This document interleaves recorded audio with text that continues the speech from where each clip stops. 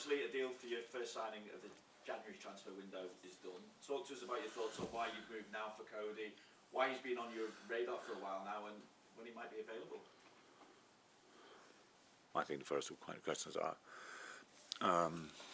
The answer is pretty easy. It's obvious because he's a really, really, really good player. So the package is really interesting. The edge is in the potentially shows or has and the quality he showed already in Holland and with the national team as well.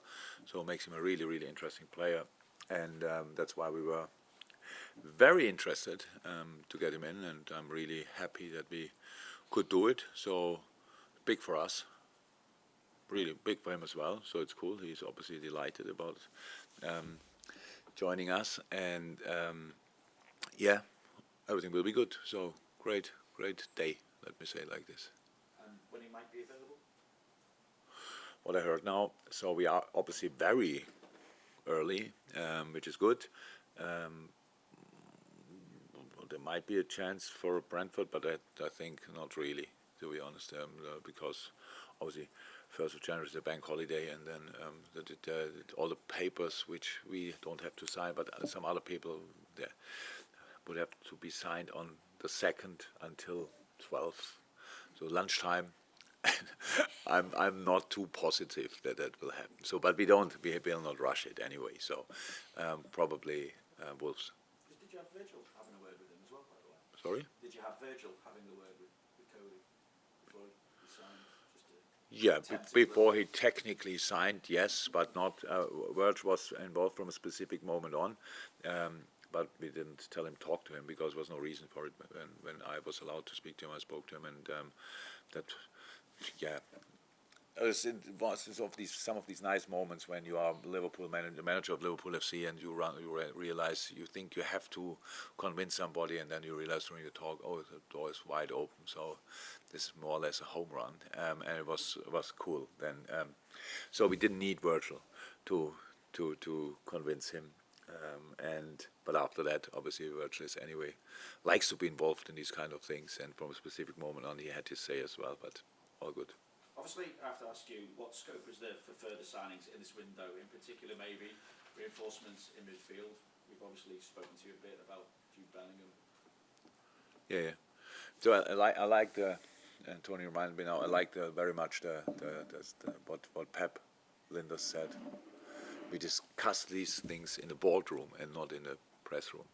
So, and on top of that, what was to bring in Cody in the way we brought him in, for example, is again a really good sign, and especially the job Jules did was exceptional, and well, quite a few people were involved and knew about it, and anyway, nothing came out, which is very, very helpful in all departments, and I think that worked out for us quite frequently, and that's why you will not really expect me to answer your question. I will ask you then, finally from me, about football.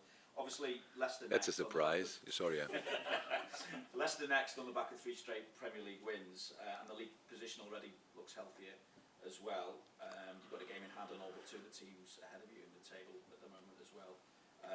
Is the mindset at the minute chasing? How do you keep the mindset to be more enjoying the challenge of closing in on those above you, rather than thinking we must not slip up in this position, or we can't afford to slip up, I should say?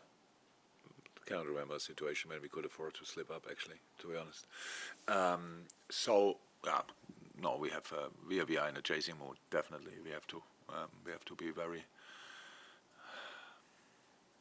uncomfortable for everybody who faces us. That's how it is, and I liked a lot the start. I know the game at Aston Villa was a super intense game, but I loved the start. Our start into the game, you could see it was really different to a lot of games we played this season. Very important, so that's what we need again. High energetic start, and then we have to keep going through the game. Obviously, Leicester had now their first game as well, and they didn't have a good start into the game. I think the intensity Newcastle put in was quite exceptional, and for that day, Leicester couldn't cope with it. But Brent is an outstanding manager. Leicester has a lot of great players, so they will they will try to do it completely differently and against us, and that's where we have to be really aware of what we have to be really aware of. And I'm really the good thing now is so you never know exactly how it feels and stuff like this, but with the break we had and everything is like it feels really fresh again. To be honest, we are really excited. We are really full of desire to go again and go again and go again, and that's what we have to show now on the pitch, obviously. And the next opportunity for us is the Leicester game. Shortly after that, then the Brentford game, but that's how it is for pretty much all of us. And no, it's all good for the moment. No new injury problems after the game. Not that a lot would come back for the game, apart from Ibu, who is now in training with us. He will be available now as well. No, so positive for this moment, but we know it will be a tough game. Jurgen, over the last couple of seasons, games against Leicester have been competitive and entertaining. What do you expect from them this time around, given the slow start they made, but they picked up form just for the World Cup? Yeah, you know, you can. So you are not that much. Our start was not brilliant, so I didn't have a breather look on or a more detailed look on the Leicester start. But I realized I didn't collect a lot of points, but found a way into the league as well. And yeah, great results before the break, obviously. So now, for whatever reason, I don't know exactly. We watched that game now. Obviously, I saw it, but I cannot 100% cannot know or explain. Why things happened. Of course, Madison is a big miss, that's clear. But apart from that, they've had a really strong side. But Newcastle is just a really good team, so that's obvious. That's obvious as well. Yeah, I expect a tough game, and I expect a reaction, and I expect all these kind of things. What you would expect, they change the system during the game. That makes it now a little bit tricky to prepare for a specific system, but.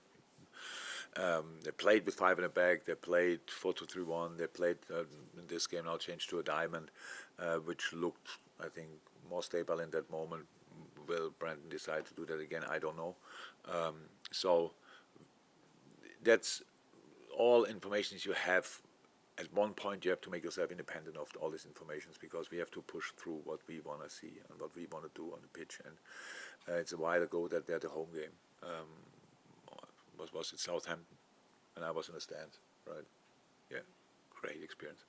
And so I'm pretty sure our people are pretty happy to see us again, and I hope we can transform that in a sensational atmosphere. It's a night game, obviously, and so floodlights on, Anfield rocking. That's actually what I wish for. That we can really make a special game for us of that.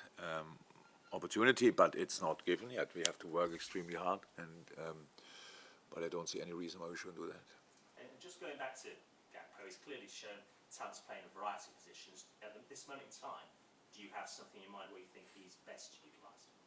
No, the position he played most often is obviously the left wing. That's clear, but he can play different positions, and. He played for Holland different positions. He played for Eindhoven different positions. So that's all fine. He can play all 4 positions up front. Whatever you play, if you play a 4-2-3-1, if you play we can play all 4 positions. If you play 4-3-3, he can play the wing. And 4-4-2, he can play the wing and a striker position. So there's so many things he can play. But he's still very young. But he has was in a really good run of form. Not only league, but at the World Cup as well. And obviously Holland had not a striker-friendly approach at the World Cup, let me say it like this. So it was very well organized, difficult to play against, but not creating like 50 chances a game. Was not about that. And yeah, that's why he did there in a different role, where he had to defend a lot and all this kind of thing. He did really well. So, but the position he probably would say himself, which he prefers to play, is the left wing in a 4-3-3, and yeah, but that doesn't mean that he will. That for us it's clear he can play the other positions, and we know that, and that's why he was so interesting for us. Thank you. Jurgen, I was just wondering, with Cody's arrival, whether that impacts on Bobby's future, No. for example, because obviously No. he's out of contract. Not from me, absolutely not. You mean?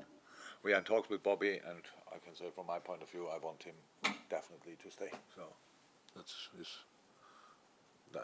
no impact. If you mean with an impact that Bobby might.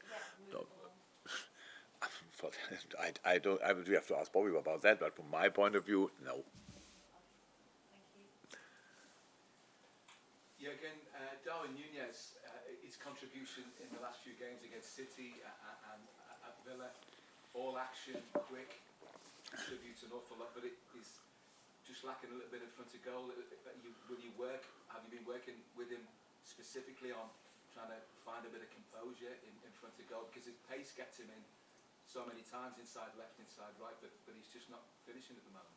Yeah, at the moment, that's it. So the only problem with a footballer has that if you improve, you get tested every 3 days pretty much, and that's then, didn't work out yet. Are they not working on it? Of course we are. It's more about talking and to stay relaxed in these moments, because I'm now really not only since yesterday in the business, and I saw so many developments of players in all directions, and for me it was always, like, for striker is a problem if he doesn't have chances. That's a real problem. If he doesn't get in situations, that's a problem. We can sort that, but it's much more difficult. The rest, you get in situations, you gain experience in the same situation. You come in the same situation again, you know what you did last time, so you do it slightly different, or you do it again because it was unlucky, all these kind of things, but that comes all with time. So on a top level football competition like the Premier League, with a limited amount of sessions you have, it's not that we go outside and tell him after playing 90 minutes in the last 2 games, tell him, okay, come on, today we do finishing. It's just not possible. So it's more about talking about it. And we are in constant conversation about this, but in the right manner, not pointing the finger and say, here you have to finish that and here you have to finish that. He is an exceptional talent, really exceptional. And yes, that he comes in these situations, that's what I meant after the game. He was not to defend in these moments. So he missed a goal, yes, but he was not to defend, because there's nothing what he can do against this power when he can generate that. And the rest will come. That's how it is. The only problem is we talk every day pretty much about it, or you get judged every day, and sometimes things need a little bit of time. But it can go like this in football. You hit a incredible goal and stuff like this, and all of a sudden you calm down. I saw so many top-class strikers in moments where the world was judging them and thought, not sure that will happen again. But if you have quality and the right attitude, everything will be fine, and that's the case with him. When we spoke to Pep Linders prior to the City game, It's a joy, eh? Yeah, always interesting. It is. And he was making the point that a lot of the time in Dubai was spent with the players, making sure that they reconnected to the Liverpool values that have been a huge part of your success since you've been there.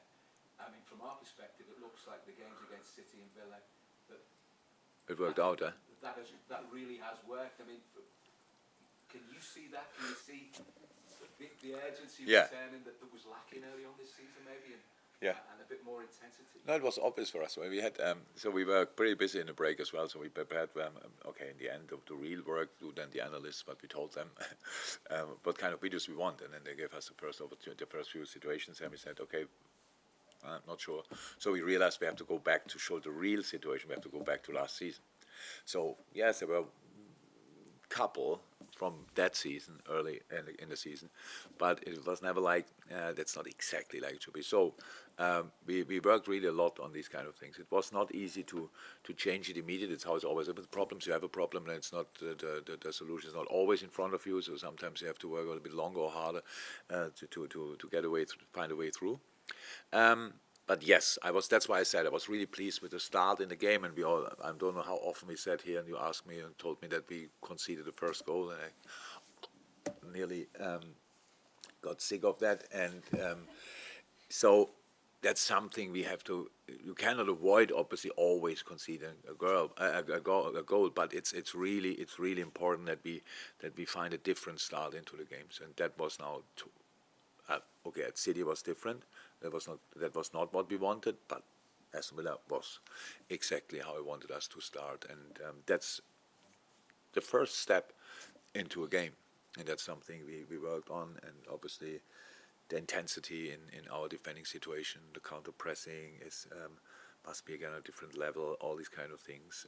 And we worked a lot on it, and I saw signs, yes, but it's a long-term project, obviously. We have another 24 games for sure to go, and we have to show that in all of them. Carl at the back. Hi. Just go back to the Gakpo transfer for a minute. Because that deal was brought forward sooner than you originally thought it might have been done or might have had a chance of doing it, does that impact the resources, the budget you had for January anyway? Or is that additional, or does it work like that? That's part of the discussions we have in the boardroom and not in the press room. You can use that answer for everyone. Yeah. So But I would say in principle it's like this for all people in the world. The money you spend has an impact on the money you can spend. Not. So it's not that it increased, but it's not nothing. No, it has nothing to do with each other. So really not. We know what we want to do, and we will see if we can do it. And it's about money, of course, but it's more about how it always was, about the right players. And we are really, really happy that we could get Cody. And I heard a couple of, not a lot, but a little bit here and there discussions, and I understand all that. We have to talk about it, and